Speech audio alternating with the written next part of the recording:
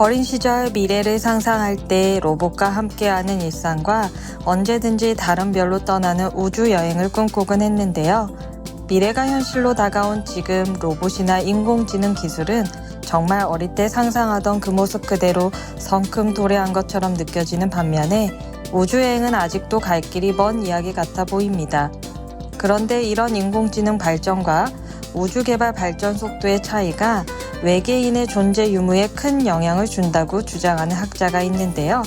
그 이유는 무엇일까요? 안녕하십니까? 아제너드 오 작가입니다. 안녕하세요. 아제너드 투디입니다. 오늘은 간만에 우주와 인공지능에 관한 이야기를 해주신다고요? 그렇습니다. 근데 우주 그리고 인공지능 이런 컴퓨터 이런 거와의 관계 이야기는 지난 영상들에서 많이 다뤄주셨잖아요. 그렇습니다. 저 다뤘다고도 안 할 거니까 그건 아니고, 오늘은 유명한 저희 여러분이 얘기했던 페르미 역설과 관련된 거대한 필터, 그게 AI 발전과 연관이 있을 수 있다는 흥미로운 논문이 나와서 이 얘기를 한번 해보려고 합니다. 우리가 외계인을 발견 못하는 이유가 많은 선진 외계 문명이 핵전쟁 혹은 천체 충돌, 전염병 등의 이유로, 즉 저런 거대한 필터에 걸리면서 우주에서 현재 그 흔적을 찾아보기 힘들다고 추측하는 것이 거대한 필터 가설이죠. 맞습니다. 보통은 많은 과학자들이 당연히 이 넓고 넓은 우주에 외계인이나 우주 문명은 존재한다고 믿고 예측하고 있지만, 결국 근데 그들의 흔적은 발견되지 않았고 우리를 찾아오지도 않는다는 이런 모순을 겪고 있는 것도 사실이죠. 그래서 이런 모순된 양면적 사실을 해결하기 위해 나온 것이 바로 그레이트 필터 가설이고, 궁극적으로 이 페르미 역설에 대한 해결책이라고 볼 수 있는 거죠. 이거 말고도 저희가 여러 번 다루었던 왜 우주 문명이 너무 발달해서 정말 전능에 가까운 과학 발전을 일으켰기 때문에 현재 우리의 과학 기술로는 발견할 수도 없고, 그리고 그들 또한 우리와 굳이 접촉하지 않을 것이라고 주장하는 초월 가설이라는 게 있다고 말씀을 드렸었고, 또한 저희가 3체 소설 속편에 등장하는 가설로 소개시켜드렸던 외계 문명들이 이제 사냥꾼 같은 난폭한 선진 문명을 피해서 자신을 드러내지 않고 숨어 있다는 일명 암흑의 숲 가설, 이런 거 모두 다 이런 페르미 역설, 이거에 대해서 설명하기 위한 가설이라고 할 수 있죠. 그럼 오늘 소개해 주실 내용은 인공지능의 발전이 이 거대한 필터가 돼서 선진 외계 문명들의 흔적을 지워버렸다는 내용인가요? 그렇습니다. 다만 이제 오늘 소개시켜드릴 내용은 이 전의 주장들과는 좀 다른데, 일단 이거에 대해서 한번 알아보도록 하겠습니다. 네. 일단 이 가설은 인공지능이 앞서 설명드린 우주의 거대한 필터가 될 수 있다는 맨체스터 대학의 천체 물리학자 마이클 가렛이라는 사람이 있는데, 이분이 액타 에스트로노티카에 발표한 연구 논문입니다. 이게 최근 꽤 여러 과학 언론에 화제가 되고 있는 주장인데요. 이 논문의 핵심은 현재 인류의 AI의 발전 속도를 감안하면은 조만간 초지능, 즉 ASI가 개발될 정도로 이제 발전 속도가 빠르지만, 반대로 우주 개발은 에너지 문제, 재료 과학의 문제, 그리고 또 우주 환경에 이런 엄청나게 가혹한 이런 현실과 싸워야 되겠고, 또한 다행성 거버넌스, 생물리학, 행동, 물류 문제와 관련해서 아직도 이거는 해결되지 않은 문제가 많이 산적해 있기 때문에, 어떻게 보면은 이 우주 개발 쪽은 수세기가 걸릴 수도 있는 작업처럼 보인다는 거예요. 즉 이런 이유로 선진 우주 문명으로 가는 중요한 단계로 여겨지는 AI 발전과 우주 개발, 이 두 개의 시기가 일치하지 않아서 결국 많은 문명이 단일 행성중에서 다중 행성중으로 전환하지 못하고 멸망하거나, 아니면 문명이 퇴보해서 이토록 거대한 우리 우주와 은하계 발전된 외계 문명의 흔적을 볼 수 없게 된다고 주장을 합니다. 말씀 듣다 보니 많은 의문점이 생길 수밖에 없는 주장 같은데요. 예. 일단 단일 행성종에서 다중 행성종의 전환이라는 것이 우주 식민지 개발 이런 거 말씀하시는 건가요? 맞습니다. 인류가 더 발전해서 우주의 다른 행성에 식민지를 건설하고, 즉 인류가 이제 지구라는 행성에만 유일하게 거주하지 않고 다양한 행성에 거주하게 되는 시기가 이게 다중 행성종이 되는 시기인 거죠. 게임 스타크래프트의 테란 종족 같은 게 대표적인 경우 아닙니까? 그리고 영화 에이리언도 보면은 인류가 여러 행성의 식민지 거주민들을 거느리고 그런 걸로 묘사되지 않습니까? 근데 AI가 더 발전하여 초지능이 도래하면 그런 시기가 더 빨리 오는 거 혹시 아닐까요? 왜 인공지능이 발전한다고 무조건 한 문명이 망하거나 쇠퇴되어야 되는 겁니까? 그거는 이제 좋은 지적인데, 이 논문에서 초지능 AI가 우주나 은하계 전체로 확장하는 가능성에 대해서 이렇게 명시적으로 다루고 있지는 않아요. 그 이유는 이제 다음과 같이 생각을 해볼 수 있는데, 일단 이 논문은 주로 생물학적 기술 문명에 대한 이 초지능의 위협을 다루고 있어요. 그 초지능이 우리 생물체를 불필요한 존재로 여기고 이제 제거할 수 있다는 가정하에서 이러한 초지능의 우주 진출 가능성보다는 지구상의 우리 같은 이 생물 문명에 대한 위협에 초점을 맞추고 있습니다.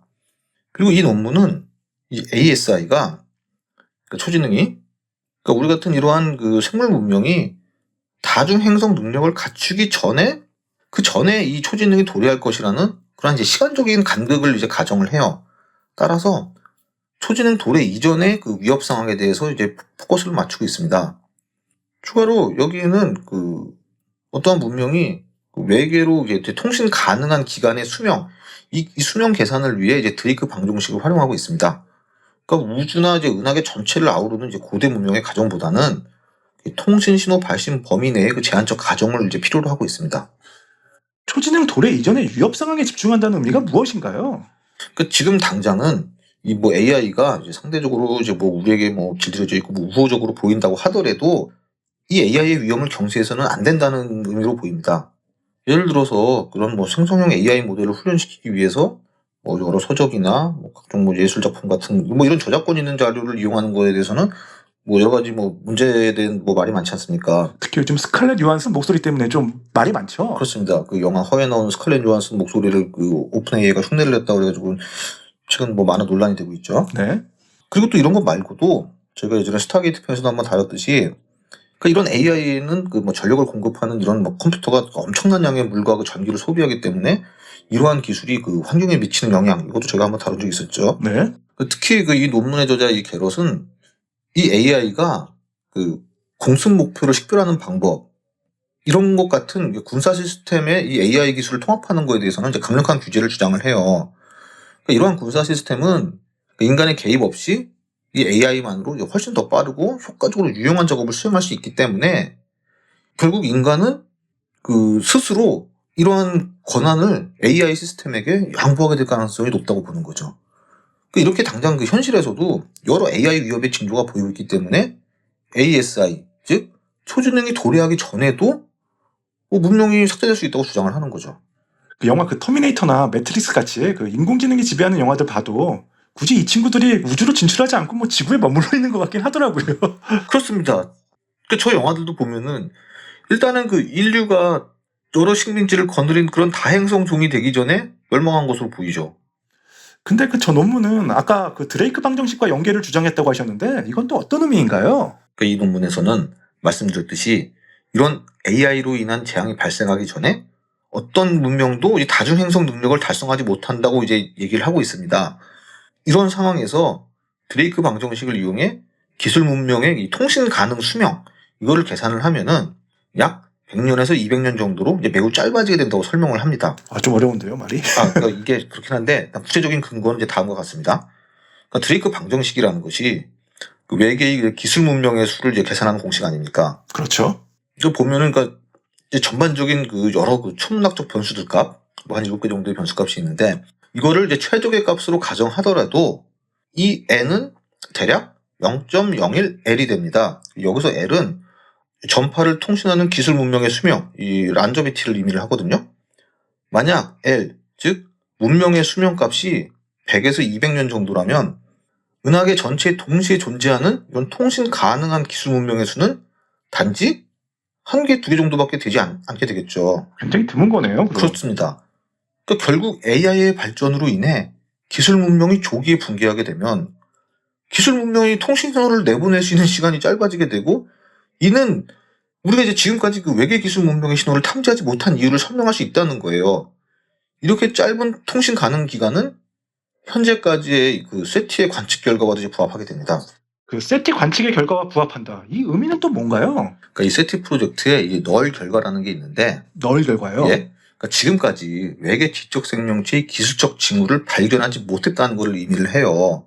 그러니까 세티라는 것은 전파 탐색, 뭐 광학 탐색 등 뭐 다양한 기법을 동원해서 우주 곳곳에서 그 이제 외계 지적 문명의 그 존재 흔적을 탐지하려는 프로젝트 아닙니까? 그렇죠. 그러니까 이 세티 프로젝트가 기대했던 것은 강력한 전파 신호, 그 레이저 펄스, 그리고 이제 뭐 거대 구조물, 그리고 뭐 이제 기술 문명에 만들어진 뭐 인공적인 신호나 이런 구조물을 발견하는 거 아닙니까? 그렇죠. 그런데 여태 60년에 걸친 관측을 했는데도 아직까지 이 외계 지적 문명의 명백한 기술적 징후는 발견하지 못했잖아요. 이거를 바로 이제 널 결과라고 의미를 합니다. 그러니까 아무것도 없다는 널 아닙니까? 그렇죠. 그러니까 이런 발견 실패가 계속되고 있는 상황을 위대한 침묵, 그레이트 사일런스라고 부르기도 합니다. 아, 그래요? 예.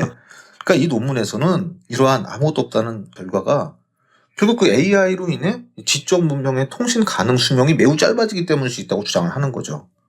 그러니까 한마디로 AI 발전으로 인해 기술 문명이 조기에 붕괴하게 되면 이 기술 문명이 통신 신호를 내보낼 수 있는 이런 시간적인 기간이 매우 짧아지게 되고, 이는 우리가 지금까지 외계 기술 문명의 신호를 탐지하지 못한 이유를 이걸로 설명할 수 있다는 겁니다. 근데 결국 그 초지능이 그 설사 본인들의 창조자들을 모두 제거하든 안 하든 뭐 자기 복제 로봇 같은 것들을 통해서 우주로 진출해서 그 자원을 획득하고 우주를 계속 확장되어 간다는 것이 정설 아니었나요? 아직 그런 자기 복제 로봇 등이 발견되지 않기 때문에 발달한 외계 문명은 존재하지 않는다고 주장하는 학자들도 많고요. 예, 맞습니다. 그런 사람들도 있죠. 그 말씀하신 대로, 그러니까 이 초지능이 생물체를 제거하지 않고 우주로 진출할 가능성도 충분히 있습니다. 그러니까 이 경우 이 초지능은 생물 문명, 우리 문명과 같이 공존할 수도 있고, 결국에는 이제 카다쇼프 제3형 문명 이상으로 진화할 수도 있죠.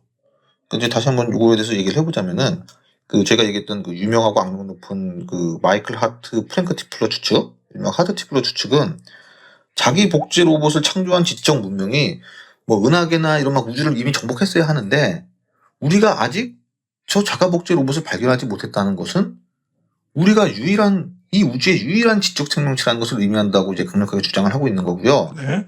그렇지만 이제 다른 과학자들은 뭐 물리 법칙에 의해서라든지 그리고 이제 동기 부족, 굳이 외계를 해야 될 동기가 없을 수도 있고, 네. 그리고 또 적절한 이제 환경의 부재 등으로 인해 이런 문명 확장에 제약이 있을 수 있다고 반박을 해오고 있죠. 그러니까 우리가 아직 발견 못한 거죠. 그렇습니다.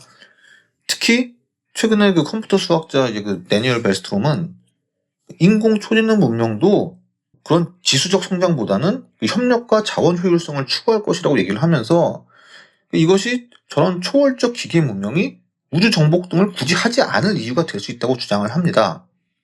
오히려 저런 기계 우주 문명은 우주의 궁극적인 최후의 그 열 죽음 상황에 대비를 해서 은하단 수준에서 에너지를 절약하는 행동을 할 가능성이 높기 때문에 굳이 지나친 확장이나 타 문명의 파괴 등의 행위를 하지 않을 거라고 이제 추측을 하는 겁니다. 우주적으로 더 큰 문제를 해결해야 되는데 굳이 하위 문명과 접촉하거나 그들을 파괴할 필요가 없다고 보는 건데요. 그렇죠. 정말 우주 멸망을 막아야 되는데 저 행성 저 우주 저 옆 동네 가서 이런 거 할 필요가 뭐가 있습니까? 물론 이게 다 상상의 영역이긴 하지만 정말 그 외계 지능이나 이제 문명을 찾지 못한 이유에 대해서는 정말 이미 여러 가설들도 있고 지금도 새로운 가설들이 계속 쏟아지고 있는 것은 사실입니다.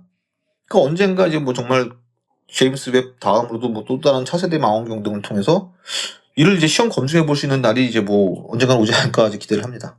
저도 그런 날을 기다리겠습니다. 여러분은 어떻게 생각하시는지요? 댓글로 많은 의견 부탁드리겠고요.